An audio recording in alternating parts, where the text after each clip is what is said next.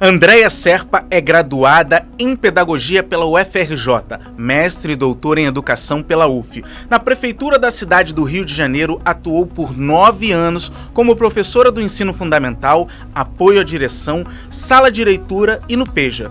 Atuou no Sindicato dos Trabalhadores em Educação da UFRJ.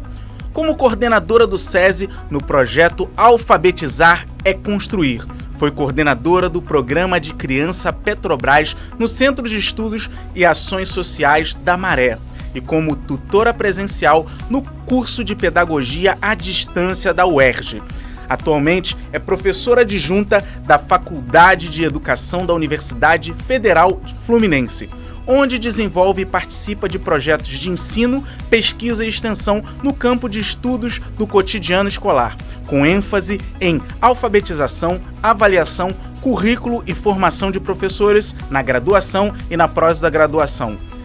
Organizou e atua como coordenadora do Laboratório de Brinquedos da Faculdade de Educação, onde orienta projetos de pesquisa, ensino e extensão. Desenvolve o projeto de extensão Contar e Encantar, a contação de história na formação docente e brincante. A formação do professor que brinca.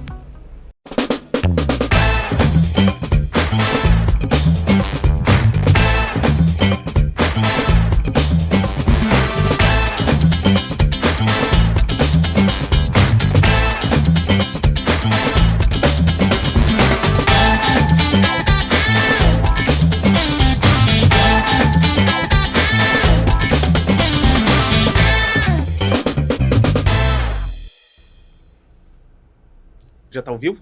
Começou? Oi, gente, sejam todos bem-vindos. Você seja bem-vindo. Aqui é o Pode Brincar, esse programa aqui que é com muita emoção, muita alegria e estratégias inovadoras para você, professor, educador, gestor, para você que também é pai, que também é um educador. Seja bem-vindo ao Pode Brincar. Eu sou Victor Meirelles e tô do lado aqui dessa minha companheira maravilhosa, Paty Fontes. Fala aí, Paty Fontes. Oi, gente, estamos começando mais um Pode Brincar. É sempre um prazer, uma alegria falar com você e trazer grandes especialistas da educação.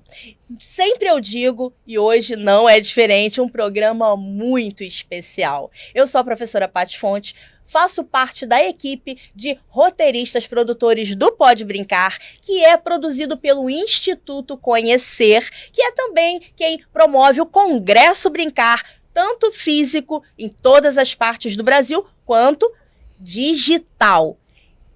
Um beijo para toda a galera do Instituto Conhecer, do Congresso Brincar.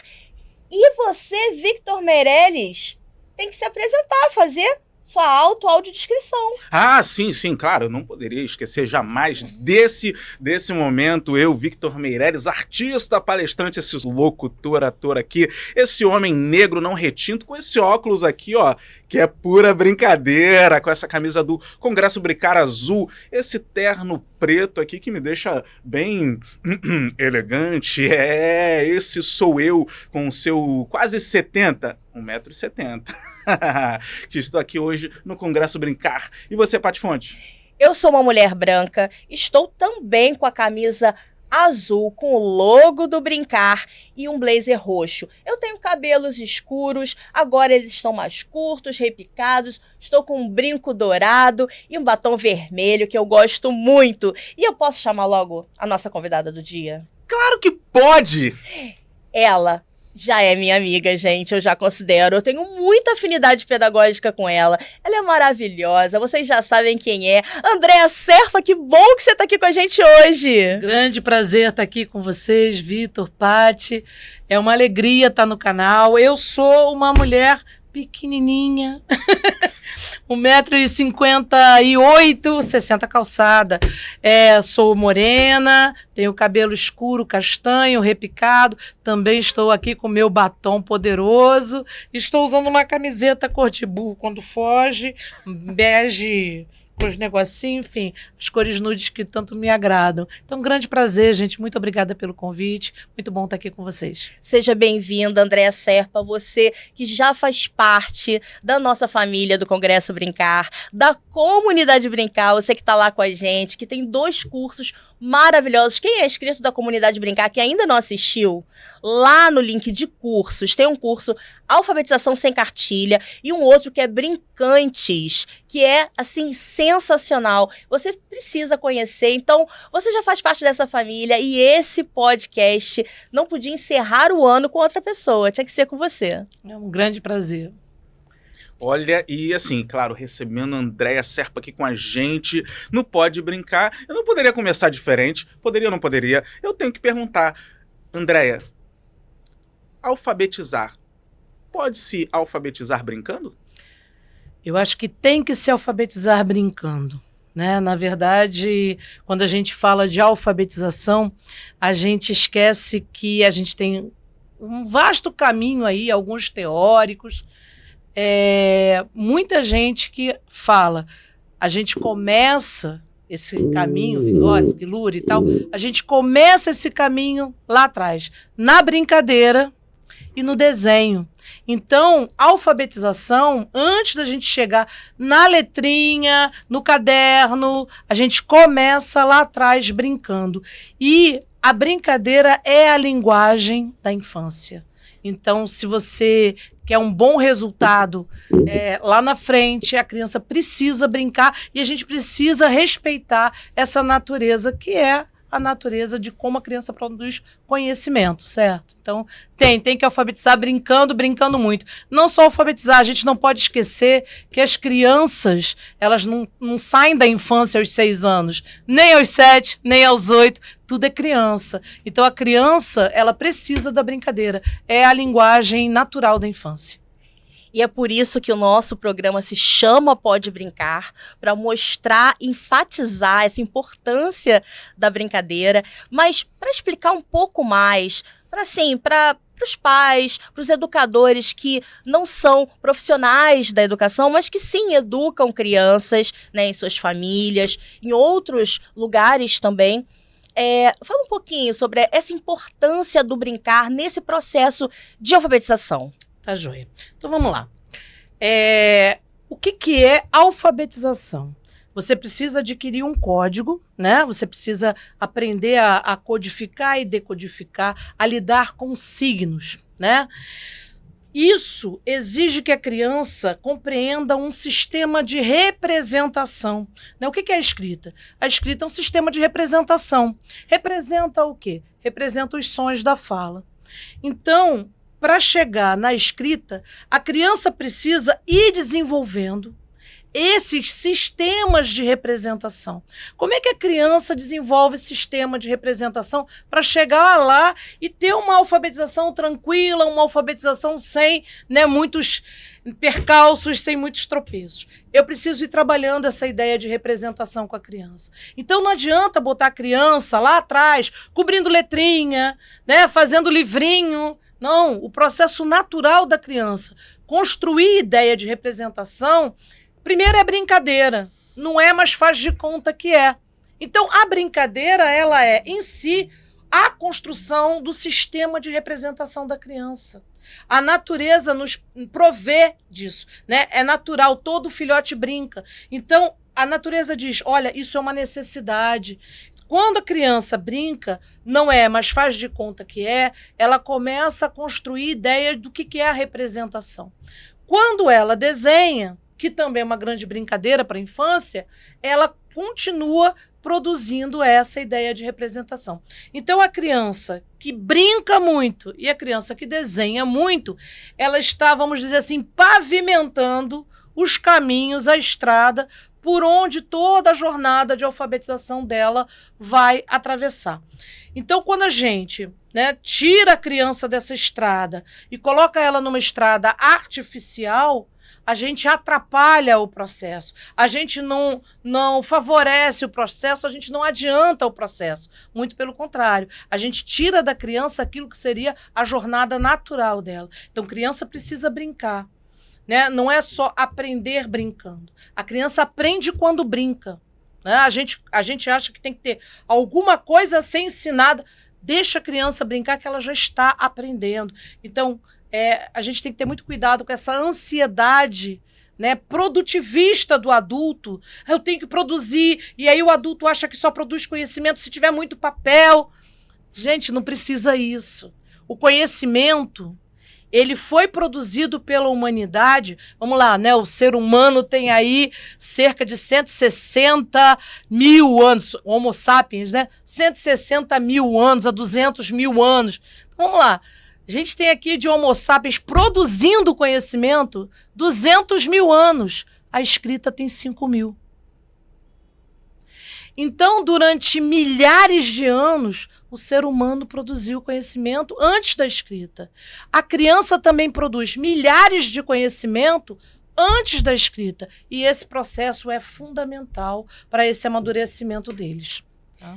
E aqui me veio, desculpa que eu cortei o Vitor, mas aqui me veio um pensamento que eu preciso compartilhar com vocês, até para vocês trocarem comigo e com o pessoal que está assistindo.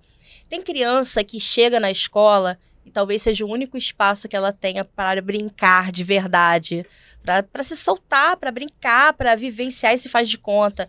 E aí, desde a educação infantil, aqueles que têm acesso, ou no primeiro ano, a criança já é tolhida e é obrigada a sentar e ficar ali um tempo que às vezes ela não consegue, dando conta de uma folhinha, de uma cópia. E isso gera o quê? Doença. Doença, desinteresse, não é, Andréia?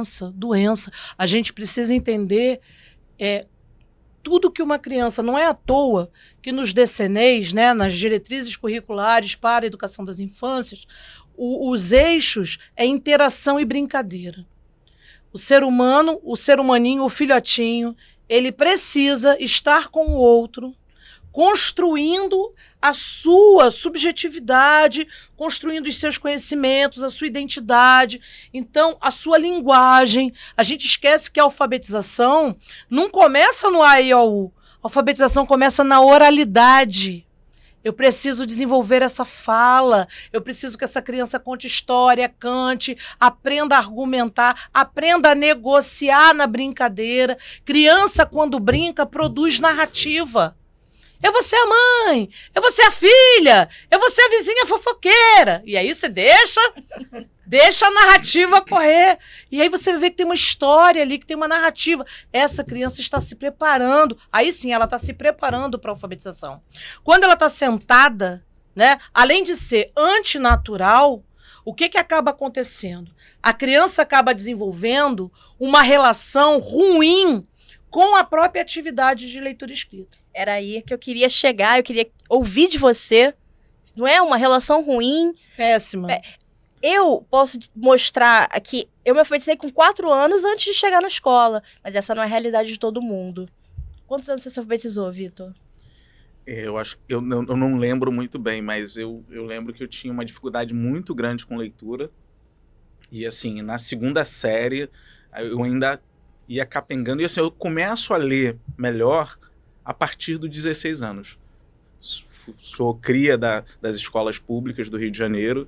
Uhum. Então, assim, e outra coisa é que eu começo a me afeiçoar, a ter afeto positivo, a ter paixão pela leitura, aí 18, 19, quando eu encontro a arte. Aí quando eu encontro a arte, e aí as leituras passam a ser algo natural e divertido. E aí é isso que eu queria trazer aqui, que era uma pergunta minha, e você falou essa coisa do natural, e muita gente que aceita o brincar dentro da sala de aula, ela aceita enquanto ferramenta. Só que pensando em sistematizar enquanto essa ferramenta, e pega o brincar e define cronograma, ele define horário, tempo, qual o resultado aquele brincar, e você falou dessa produção e percebendo o quanto ele precisa de um resultado produtivo daquele aluno. Então eu gostaria que você falasse isso um pouco mais, e o que isso também esbarra ali na leitura e na escrita depois daquele aluno já um jovem, já um adulto. a gente tem que entender que tem uma diferença entre o jogo pedagógico, legal, bacana, o professor usa, e o brincar. O brincar é livre, o brincar é eletivo, o brincar é uma necessidade da infância. É completamente diferente. Quando eu falo que o brincar é natural, porque as pesquisas vão dizer pra gente, o brincar é uma necessidade da infância. Não é à toa que a gente tem programa chamado Tarja Branca, né? O brincar é o grande Tarja Branca. Enquanto nós, adultos, quando a gente precisa elaborar, como dizem os psicólogos, né, algumas questões, nós falamos, a criança brinca.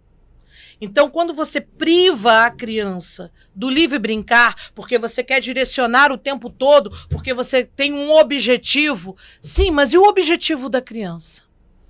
E o objetivo daquela criança que ela está apreendendo? O que é o brincar? O brincar é como eu apreendo o mundo, processo esse mundo em mim, e ao brincar eu vou elaborando as experiências, as sensações, as relações.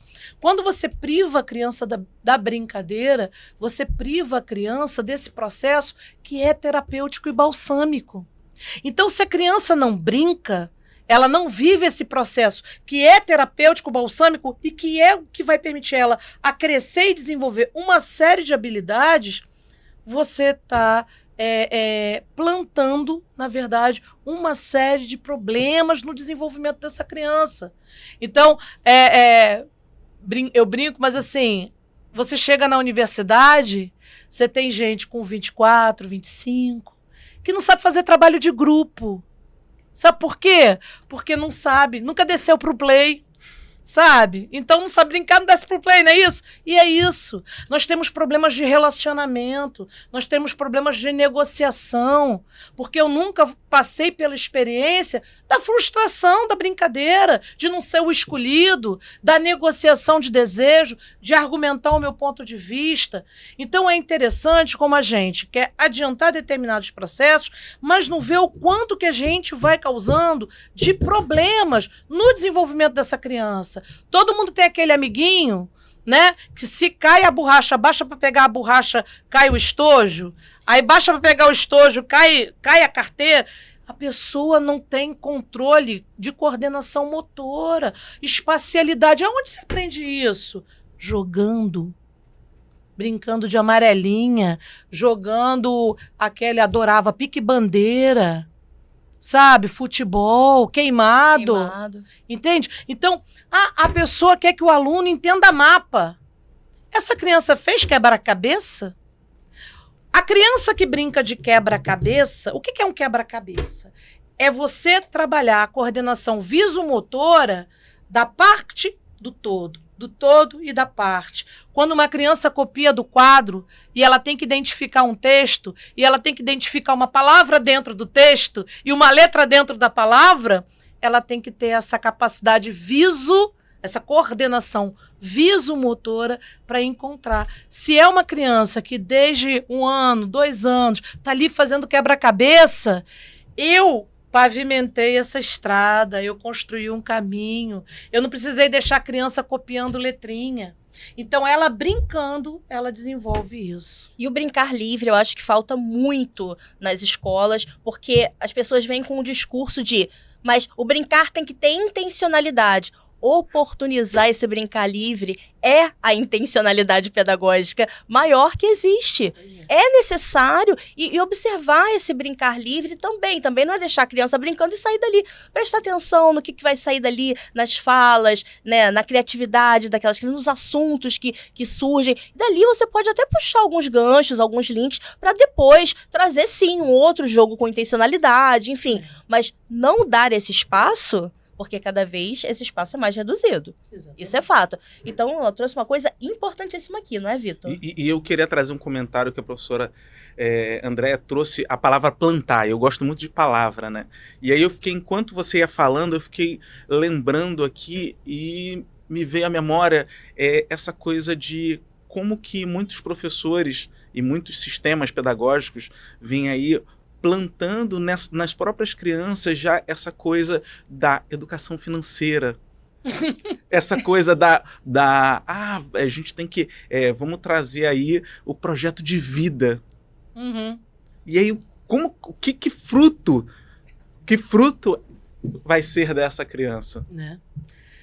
Pois é, e quando a gente vai lá estudar educação financeira, uma das questões, por exemplo, é você aprender a lidar com a sua ansiedade, você trabalhar a sua autoestima, não ter esse vazio que precisa ser preenchido com um consumismo desenfreado. E aí eu pergunto, aonde que a gente trabalha isso? Veja, a gente está falando de trabalhar emoções, então não adianta você vir com uma cartilha de educação financeira quando eu tenho uma criança desequilibrada, emocionalmente desequilibrada, insegura. Insegura por quê? Porque não sobe, não cai, não corre, né? Não pode, vai sujar, ai, vai cair, vai arranhar. Eu tô criando uma criança insegura. Já viu alguém com inteligência financeira, mas que não tem inteligência emocional? As coisas estão junto. Então, assim, eu assisto também bastante programa de finanças e tal.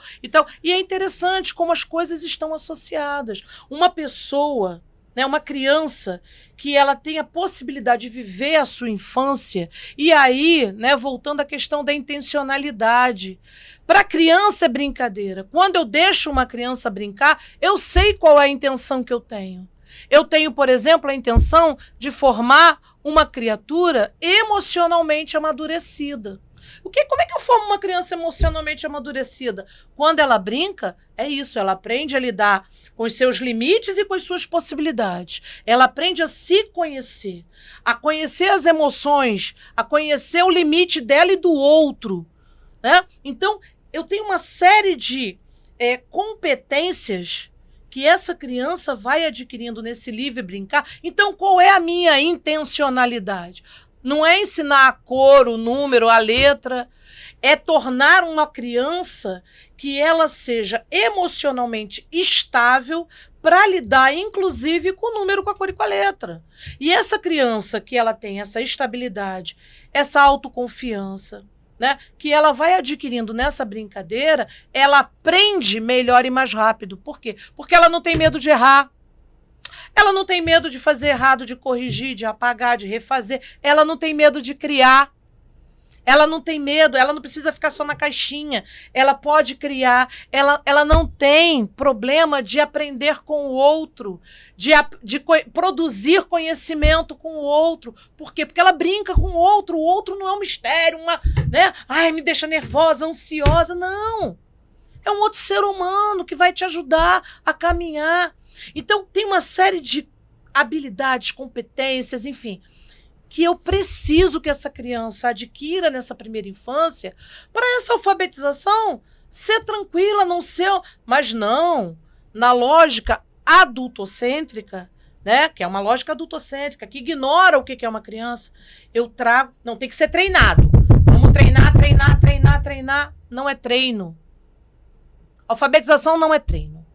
Alfabetização é um processo de aquisição de um conhecimento que, quando eu tenho uma criança que está acostumada e está num lugar tranquilo e confortável para produzir conhecimento com o outro, ela fica segura nesse lugar.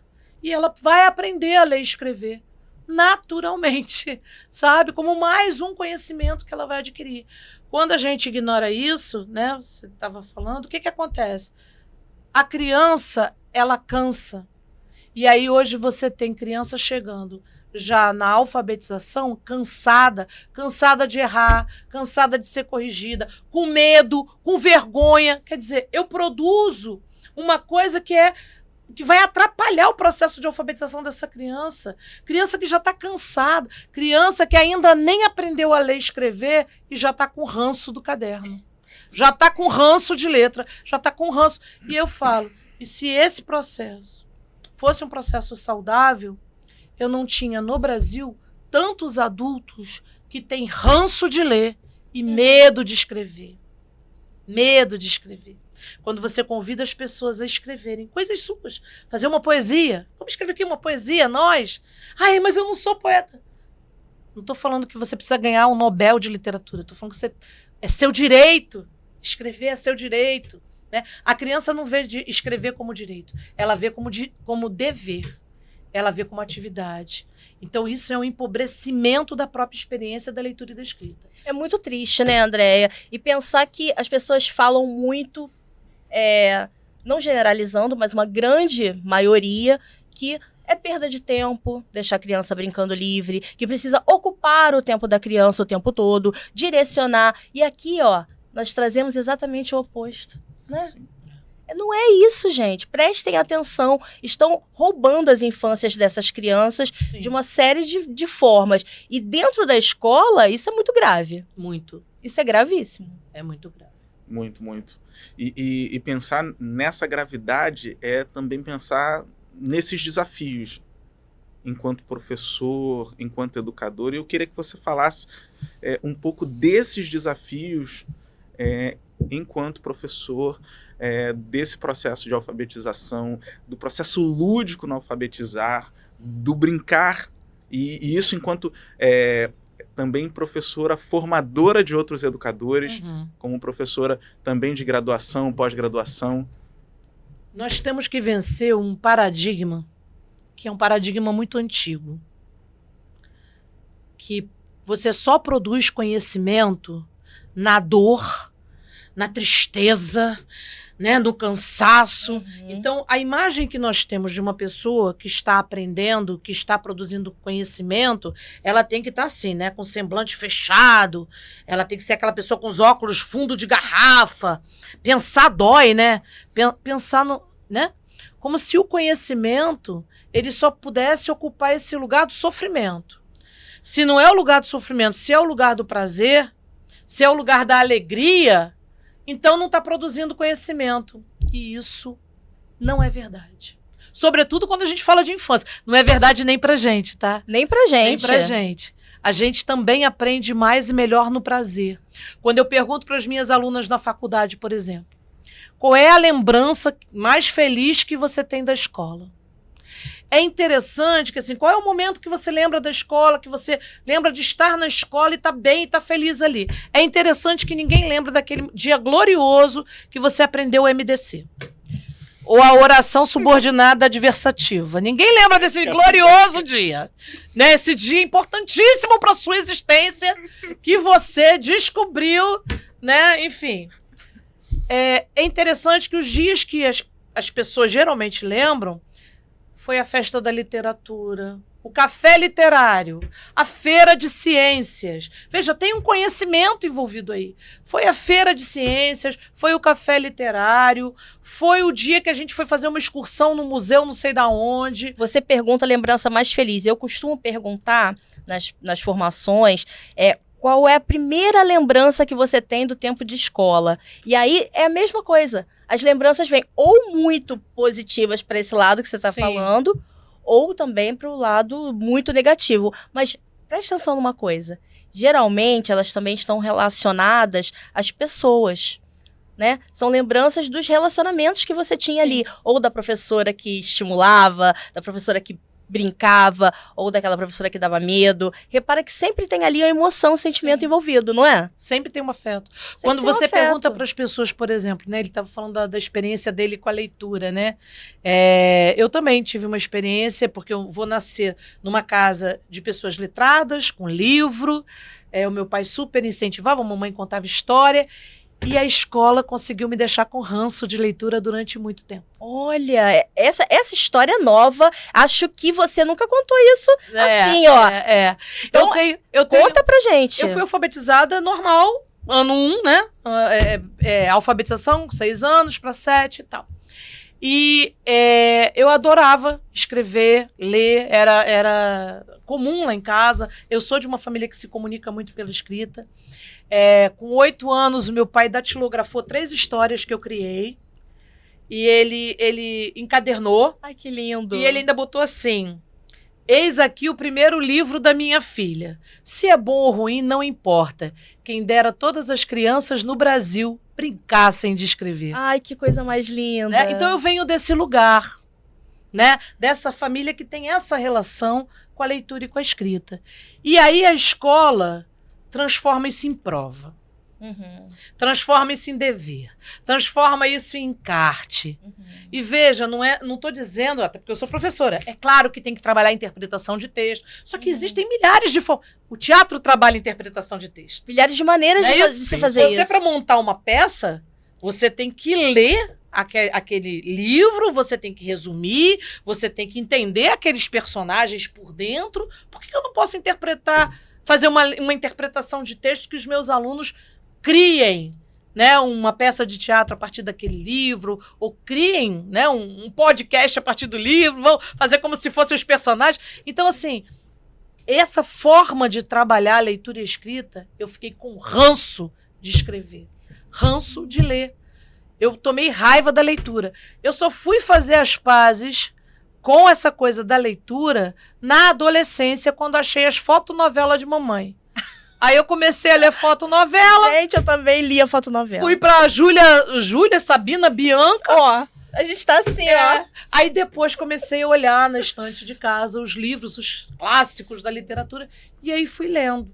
Os Três Mosqueteiros, Beleza Negra, Ilha do Tesouro, Os Sofrimentos do Jovem Werther, né? Aí fui ler. Entendi. Então, assim, aí eu fiz as pazes com a leitura. Com a escola, eu não sei se eu ainda fiz as pazes. Eu tô tentando. Eu me esforço para fazer as pazes com a escola. Mas eu acho que isso, né, fala um pouco desse lugar, do prazer, né, da leitura e da escrita como essa coisa que nos move, nos mobiliza. A gente vai transformando isso em dever. E aí, quanto mais cedo a gente faz isso com a criança, a gente não adianta os processos de alfabetização. Sabe o que a gente adianta, Paty? O fracasso escolar. Pois A criança começa a fracassar mais cedo e a se sentir ruim, a se sentir, sabe, mal com isso, e aí você cria um monte de problemas, e aí haja, né, terapia. Ler um pouquinho todos os dias na sala de aula. Qual a dificuldade disso, gente? Ler por ler. Não é ler para perguntar, não é ler para uma prova, para nada, para atividade alguma. Apenas pelo prazer de ler, de se encantar. E aí, qual é o sentido nessa questão? Você estava falando da intencionalidade, né? É que eu tenho escutado muito isso, não sei se você também. Qual é a intenção? Gente, precisa de uma intenção para ler, né? Quer dizer, a leitura pela leitura, ela por si só já não educa, então tem uma confusão, me parece, né? E o seu trabalho lá. A gente tem que lembrar que educação é um processo mais amplo. Ensino, pedagogia, né? É um aspecto dentro desse campo maior. Então, quando a gente fala de educação, a gente se educa na literatura. A literatura educa. Eu não preciso de uma desculpa pedagógica para a literatura. Ela existindo e fluindo na escola, ela já educa. Sabe por quê? Porque a literatura, ela é essa ferramenta que a humanidade criou, como todas as outras ferramentas, né? Quando a gente cria uma lança, é porque o meu braço alcança até aqui, mas a lança vai lá longe. Quando eu crio a literatura, quando eu crio a história, né? Primeiro vem as narrativas. Há 100 mil anos atrás a gente já tinha história. Mas quando eu escrevo essas histórias, eu, que sou uma pessoa limitada aqui nesse corpo, nesse tempo, nesse espaço, né? Eu só existo aqui, nesse tempo e espaço. Na literatura, eu sou eterna. Na literatura, eu sou infinita. Quando daqui a 100 anos abrirem uma coisa que... Um poema, nossa, o Vitor, um cara que viveu lá em 2024, aí a gente está aqui, 2100, se o meteoro não vier, né? A gente vai estar aqui. Aí... Não, porque tem uma campanha, vem meteoro, né? Aí, se o meteoro não vier, a gente vai estar aqui. Aí eu abro essa poesia. Tô lá em 2050. E um cara chamado Vitor escreveu isso aqui. Nossa, ele diz tudo o que eu sinto. Olha o encontro, para além do tempo e do espaço. É isso que ler e escrever significa. Não é juntar a B com a Fabá. E aí a gente empobrece essa relação da criança com a leitura e com a escrita. E aí eu quero cartilha, eu quero apostila, eu quero isso, eu quero aquilo, mas eu não sento para ler com a minha criança. Eu não boto minha criança no colo e abro o livro. E muitas vezes acontece isso na educação infantil, e quando chega no fundamental, é uma ruptura drástica, acaba. muitas crianças vêm ali com aquele prazer, aquele encantamento pela literatura, gostam muito de histórias e fundamental detona tudo, Andréia. Transforma isso em dever. Gente, isso é de uma pobreza. Quer dizer, para mim não tem processo mais empobrecedor do que você pegar o conhecimento humano e transformar ele em dever. A gente tem que pensar o que é o conhecimento humano. Como é que o conhecimento humano se produz? Como é que ele é produzido? Como é que ele foi produzido esse tempo todo sem apostila? Né? Como é que ele era produzido há 1000 anos atrás? Né? Se a gente parar para pensar, né? Como é que grandes filósofos, como é que Jesus ensinava sem uma linha escrita? Nunca mandou, apóstolo, copia aí que eu tô falando. Não existia isso, né? Era na interação, era contando história, né? Então, funcionava? Parece que sim, né? Então, por que hoje a gente acha que o conhecimento tem que ser produzido sentando para fazer papel? Né? Eu digo que as crianças costumam carregar mais papel, né, mais conhecimento na mochila do que dentro da cabeça. Com certeza. Tem que inverter isso, nossa, né? Andréia Serpa me representa muito aqui, Vitor. Eu queria gravar uns 3 com ela, uns 3 pode brincar com ela. É isso. Não, e assim, te ouvindo falar, Andréia, eu percebo assim, eu sinto a força e a responsabilidade que você tem com o que você faz. E assim, muitas pessoas que estão nos vendo agora, você que está nos vendo agora, acho que você deve estar sentindo aí a potência da Andréia Serpa, quando ela fala e o tamanho da importância que é esse lugar que a Andréia ocupa e que todos nós, enquanto educadores, ocupamos. E eu acho que isso é muito importante. E pensando assim, nesse momento que a gente vai ter agora de recesso, nesse espaço de relaxamento, eu acho que isso deve ser refletido. Eu acho que a gente, quando volta para casa de um momento de aula, enquanto educador, tem que refletir a responsabilidade, o futuro que você porta nos seus alunos. Que futuro é esse? Sim. E que relação é essa, né? As nossas crianças, a gente fala muito, né, dessa coisa da alfabetização. Aí tem que botar a criança lá com 2, 3, 4 anos. Sim, mas que leitor e que escritor você está formando? Você está formando leitor e escritor? Segundo as últimas pesquisas, não. Aliás, eu tenho um dado de pesquisa de 2018 do IBGE que diz o seguinte: 38% dos egressos das universidades brasileiras não são proficientes na língua portuguesa. Sim, isso é terrível. 38%. Veja, esse é um dado que me assusta. Porque me diz, essas pessoas disseram para essas pessoas que elas foram alfabetizadas, ok? Ok, passaram no Enem. E veja, universidade, eu estou falando de pedagogo, mas estou falando do historiador, do geógrafo, do médico, do engenheiro, né? 38%, gente, é quase 40% das pessoas que têm curso superior no Brasil. Não estou falando de fracasso escolar. Não estou falando dos 14 milhões de analfabetos que a gente tem nesse país, 22 milhões de analfabetos funcionais. Eu estou falando de gente que acabou a faculdade e não é proficiente na língua portuguesa. E aí eu pergunto, que alfabetização foi essa? E posso dizer, hegemonicamente, foi a alfabetização do apostila. Não foi culpa do Paulo Freire, não foi culpa da Emília Ferreiro, não foi culpa... Não! Pode voltar lá e pegar os livros da alfabetização do seu filho. Foi apostilado, foi cartilha, foi o dedo de Dadá dói de dia. Foi o boi baba na babá. O tatu taca a terra na toca. Procura lá. Aí você alfabetiza o cara com tatu taca a terra na toca e acha que ele vai sair no final da faculdade um grande leitor e escritor? Não vai. A menos que no meio do percurso dele, ele encontre sentidos. Seja na arte, seja por outras interferências, outras, né, ocorrências na própria vida, os encontros da vida, sim, que levem ele de volta à literatura, que levem ele de volta à escrita. Eu hoje desenvolvo na formação de docente todo um trabalho de escreva-se, professora, narre-se, assuma a narrativa da sua vida, da sua prática. As pessoas, elas não estão acostumadas. Quem escreve é sempre o outro. É como se a escrita não nos pertencesse, né? Então, para que eu alfabetizo uma pessoa se ela não se sente legítima nesse lugar?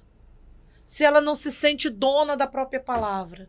Se ela está sempre desautorizada a dizer, desautorizada a escrever, né? Carolina de Jesus não precisou de autorização de ninguém para escrever. Ela foi lá e escreveu. Tá? Então, eu acho que é nesse sentido que eu acho que a gente tem que alfabetizar. Aonde começa isso?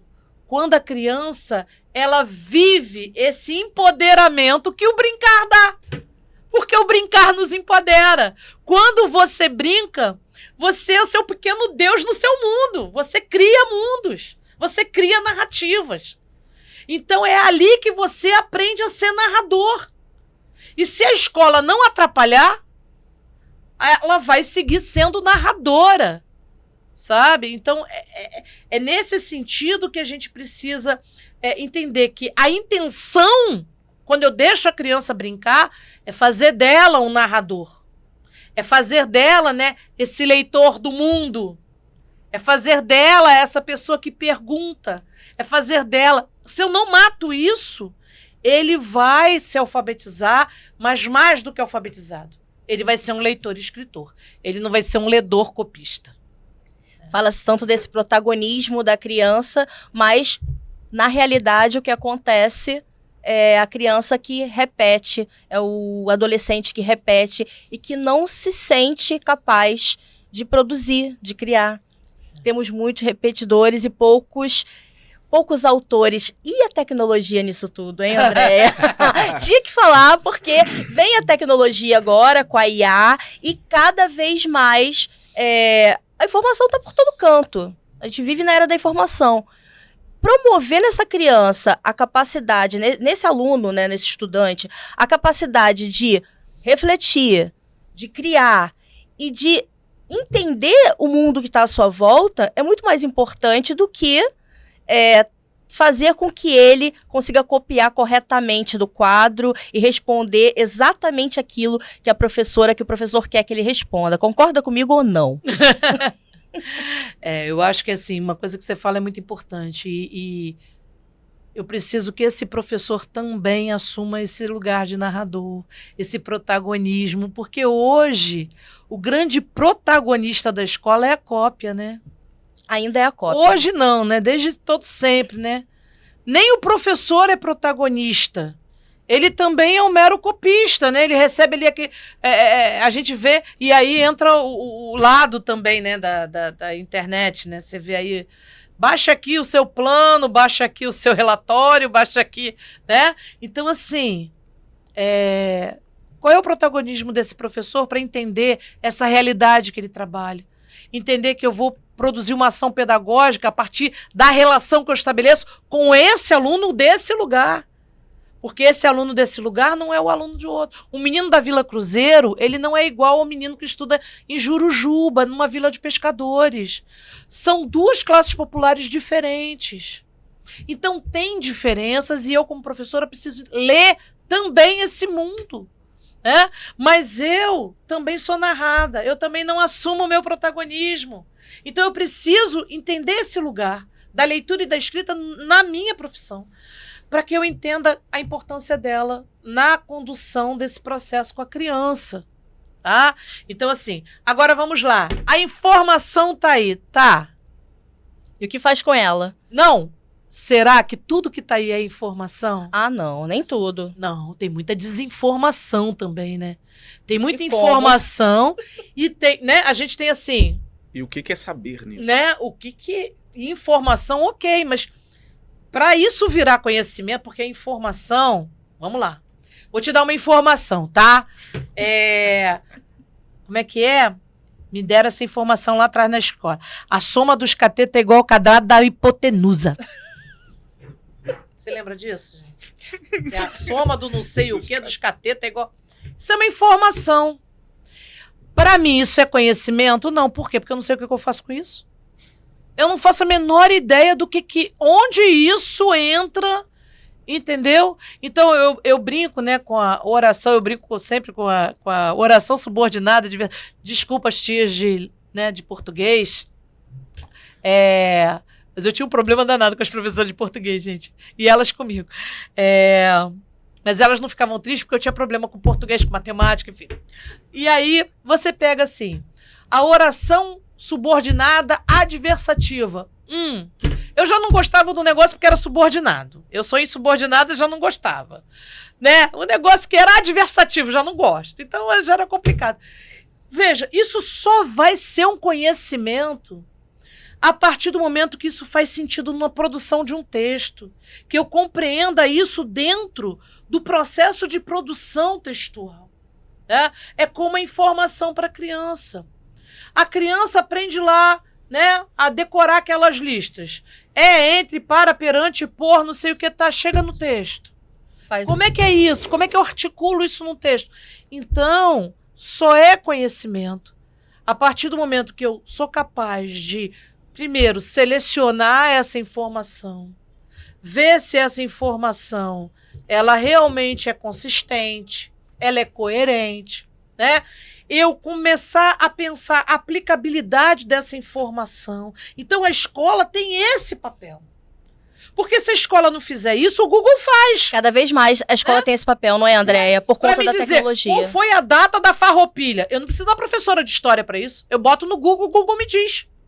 Quais foram os motivos socioeconômicos? O Google me diz, a inteligência artificial me diz.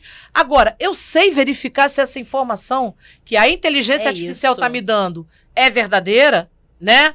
Tá coerente, é consistente? Não, aí eu preciso do professor de história. Aí eu preciso que o professor de história me ensine a trabalhar com dados, a trabalhar com a informação. Então, eu não sou uma pessoa... não sou uma educadora desse lugar que demoniza a internet e a tecnologia, tanto é que tem um canal no YouTube, né? Mas tem muita gente falando bobagem também. Sim. Tem muita desinformação, né? Na verdade, a internet é isso, não tem nenhuma seleção. Eu posso estar fazendo um curso e dando um curso do lugar de uma pessoa que fez 3 anos de escola normal, 4 de faculdade, 2 pós-graduação, mestrado, doutorado, mas tem aquela pessoa que, entendeu, não tem fundamental completo e está lá dando a opinião dela sobre educação. E beleza, e tem um monte de seguidor. E até para saber quem você vai escolher ouvir ou não, você precisa ter essa base. Você precisa ter critério. Precisa entendeu? ter critério, então, assim, tem muita gente falando sobre educação infantil, sobre como você educa seu filho, um monte de gente, mas eu quero saber quem é essa pessoa que está falando. De que lugar essa pessoa está falando? E aí vem que chão, de que conhecimento, de que, né, expertise essa pessoa tem para estar falando disso.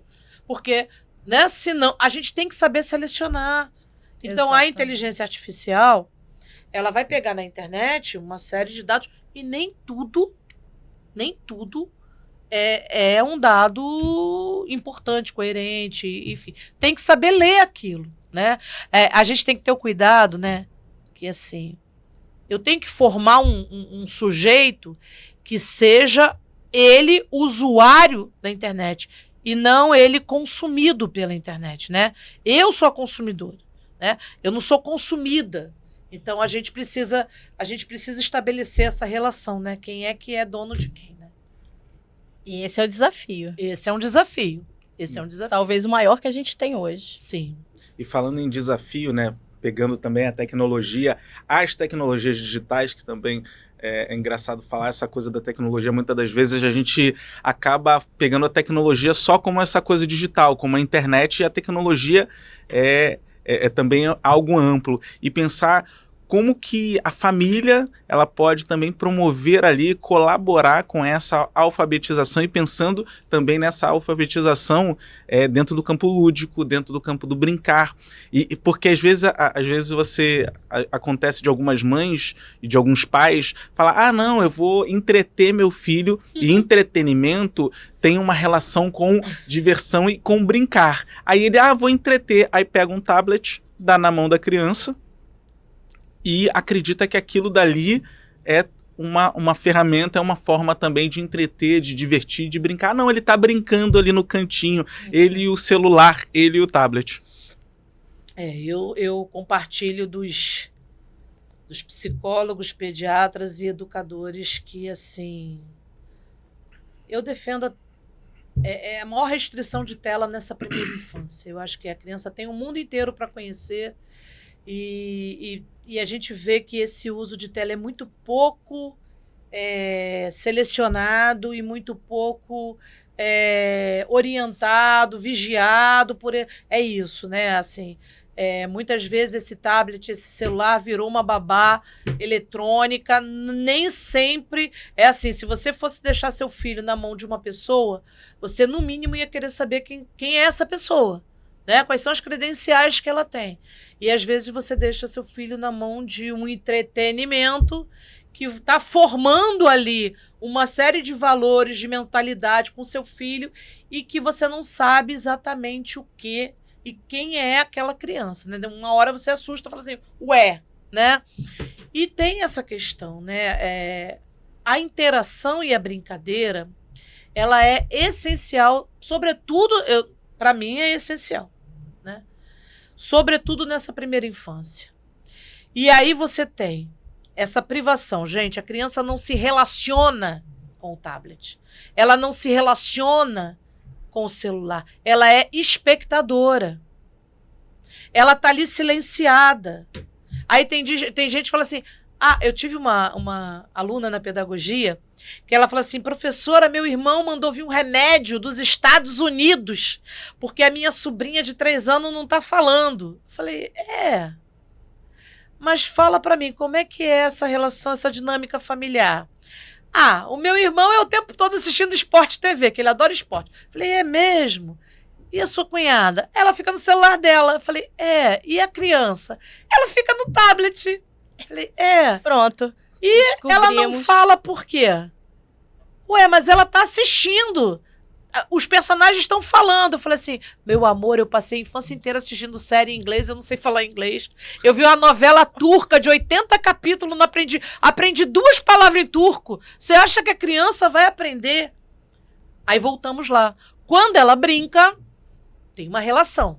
Quando ela brinca, ela é desafiada pelo outro o tempo todo. A argumentar. Vamos brincar disso. Não quero brincar daquilo. Vamos negociar isso aqui? Vamos discutir? Vamos discutir o rumo da narrativa? Então, na relação é que eu vou desenvolvendo essa oralidade, vou produzindo essa narrativa. A criança espectadora, ela tem sérios problemas, né, de atenção, ela tem sérios problemas de foco, ela tem sérios problemas de concentração, ela começa a desenvolver um monte de problema que mais tarde vão lá e carimbam a criança assim, dificuldade de aprendizado. Né? Assim, aí, quando eu falo, tem os pessoal que fica meio brabo comigo. Mas eu falo, muitas vezes, a dificuldade da criança é você. Eu já vi vários casos assim também, da criança demorar a falar, demorar a interagir. E quando você vai procurar saber, é filho único que vive num ambiente que não proporciona esse brincar também, esse movimento, né? O brincar ao ar livre. E chega na escola também não tem. Chega na escola também não tem, aí o que acontece? Você sabe que tem escola tirando recreio, né? Horário de recreio das crianças. As crianças têm que sentar, comer calado e voltar para a sala de aula para copiar quadro. Sei. Eu já ouvi um absurdo uma vez, que a escola de educação infantil que tem o horário do silêncio. E a criança tem que ficar ali, não sei se eram 2 ou 3 horas em silêncio. As coisas assim, surreais. Mas isso aqui não é para poder mostrar para você, professor, o tempo inteiro apontar e julgar. Não é isso, não. É para que você repense, reflita, procure saber mais sobre a sua prática, porque foi o que conversamos. Há muita informação e a gente tem um desafio gigantesco educar seres humanos e queremos uma sociedade do futuro melhor, uma sociedade que seja capaz de fazer coisas bem melhores do que a sociedade atual. Então vamos tentar fazer cada um a nossa parte, não é, Vitor? Sim, claro, a gente tem que e lembrar que quando pensa assim em ser humano e o que é a nossa origem é o coletivo. Sim. E eu falo muito, às vezes as pessoas acham que eu tô brincando, eu falo, a gente tem que trocar a competitividade pela coletividade.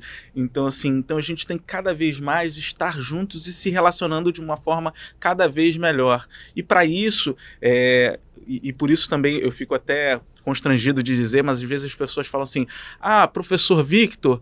Aí eu fico assim, não, eu não sou, prefiro me colocar como artista, arte educador. Aí, mas você não é professor, não dá aula. Sim, mas é porque para mim eu vejo essa palavra que é carregada de um conceito, que é de uma responsabilidade tão grande, que eu fico, gente, então perceber essa responsabilidade, Sim. perceber essa importância que você tem, e que se a gente quer um mundo melhor, a gente, enquanto professor, educador, a gente tem que fazer com que isso seja possível. Sim. E todos os programas nós acabamos falando sobre as emoções, os sentimentos, sobre essa importância de trazer o brincar de uma maneira diferente do que vem acontecendo nas escolas. Mas em todos os programas também nós brincamos. E chegou a hora da gente brincar. Vamos brincar? Bora Pode brincar? Pode, claro que pode. Vamos embora brincar. Olha, fizemos aqui durante vários episódios jogos de palavras, bate-bola, pergunta e resposta. E hoje tem um jogo novo. Isso. Uma brincadeira diferente. Estão Olha. preparados? E tem muito a ver com o professor, hein? Tem muito a ver. Preparados? Vambora. Então começa com você. Então vamos lá. Professora Andréia, se você pudesse ter qualquer superpoder para ajudar as crianças a aprender a ler e escrever, qual seria? É a brincadeira do superpoder. Você está recebendo agora do Pode Brincar um superpoder para ajudar qualquer criança a aprender a ler e escrever. Se eu tivesse um superpoder, eu faria uma super sala de leitura para as crianças irem todo dia, e brincar nessa sala, brincar de ver livro, de escrever livro, de ler com a sua professora. E uma professora que amasse estar nesse lugar. Esse seria o meu superpoder. Né? Ela pensou um superpoder muito parecido com o meu, Vitor. E Olha. agora? E você tem um diferente aí? Não é tão diferente, porque eu acho que o meu superpoder seria poder estar brincando e me divertindo em sala de aula a todo instante. Que a educação, que ensinar e aprender, que é essa coisa que a gente é constante, fosse através da felicidade, divertido, onde a gente pudesse não ter esse peso do dever e da obrigação, onde eu pudesse ler o que eu quero ler. Superpoder de deixar a criança feliz, se sentindo acolhida, né? O superpoder de deixar essa criança segura para o seu aprendizado também é bom. Sim. E o seu superpoder aí, hein? Você que tá aí do outro lado. Comenta aí. Gente, ó. Curte, compartilha, não é? Pra gente continuar com o nosso superpoder de divulgar o brincar. Sim. Tem mais superpoder pra mim? Claro, se você pudesse ter qualquer superpoder que pudesse ajudar os professores na alfabetização, qual seria ele? Superpoder não é mais da criança, agora o superpoder é pro professor. Todos os professores alfabetizadores agora, você tem um superpoder de ajudar. Um superpoder de ajudar. Eu teria o superpoder de plantar no coração de cada professora alfabetizadora um profundo amor e respeito pela leitura e pela escrita. Que ela tivesse isso para ela, porque a gente só pode dar aquilo que a gente tem. Maravilhoso. Você tem algum superpoder diferente para os professores? Não, fala você. O meu superpoder para os professores, acho que seria plantar também nesse coração e nessa mente do profissional alfabetizador o desejo de fazer diferente, de trazer para a sala de aula, ou melhor, para a escola, né, uma alfabetização mais leve, mais brincante, mais prazerosa, mais dinâmica, e sem deixar de fora esse amor pela criança, essa empatia para com a criança, olhando a criança como esse ser em desenvolvimento, não como alguém que precisa aprender tudo, a criança que também ensina, sabe? Colocar um superpoder de ensinar e aprender junto. Eu já penso assim, no meu superpoder é fazer com que se mantivesse viva, pulsante, alegre, a lembrança e na memória do professor que a criança está dentro dele. E Ai, que ele, lindo em isso. sala de aula, pudesse também ser criança. Eu gostei, Vitor, você é muito poeta. E agora, o superpoder de mudar algo no mundo? Agora saiu da escola o mundo já. A gente tem o superpoder de mudar uma coisa só. Uma coisa. Se eu tivesse o superpoder, eu faria com que o mundo todo valorizasse os professores como eles merecem ser valorizados. Que eles respeitassem o magistério. Olha, muito bom e muito importante você. Eu acho que eu vou quase repetir, porque eu acho que é algo que tem que, se não, já que a gente tem uma educação que é mais reprodutora do que produtora, que a gente tem que repetir, então que a gente possa repetir algo, um exemplo e uma referência que seja boa e que seja isso, que todos possam perceber a força que é o professor e que se eu estou aqui hoje sentado nesse lugar conversando com você, foi por pessoas como a Andréia e tantos outros que estão aí junto com a gente, que é por isso que eu estou aqui. Então, se em algum momento, em algum lugar, eu percebi um ser humano que de alguma forma me tratou mal, eu tenho que entender que existe ali um educador que conduziu ele até ali. Uhum. E que poderia mudar isso.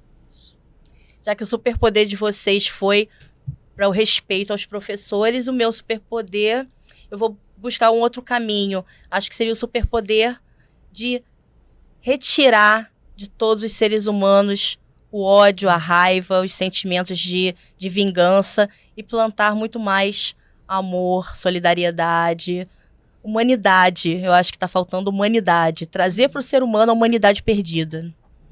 E o último superpoder é bem legal. Agora você tem que escolher, assim, uma coisa que você gostaria de mudar na escola. Física. Uma coisa só. Mas agora a gente vai para o físico. Algo físico. Em um quesito que você pode mudar na estrutura física de todas as escolas. Essa é mais difícil? Não, para mim não é difícil não. Porque na minha cabeça, eu, para começar, derrubaria todas as paredes da sala de aula.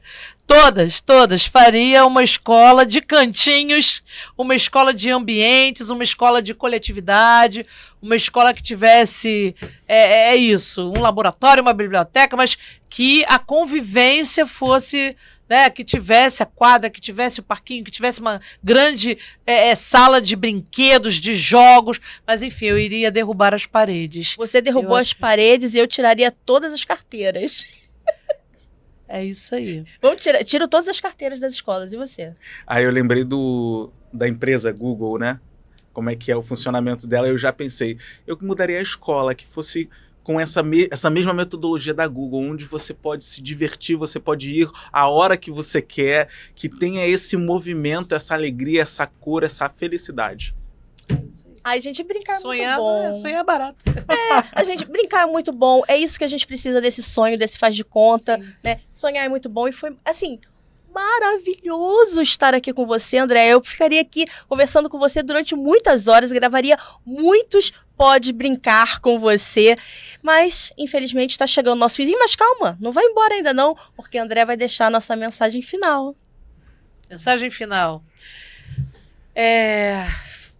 Deixem as crianças brincar. Crianças que brincam são adultos felizes, são adultos saudáveis, são adultos que leem e escrevem muito melhor.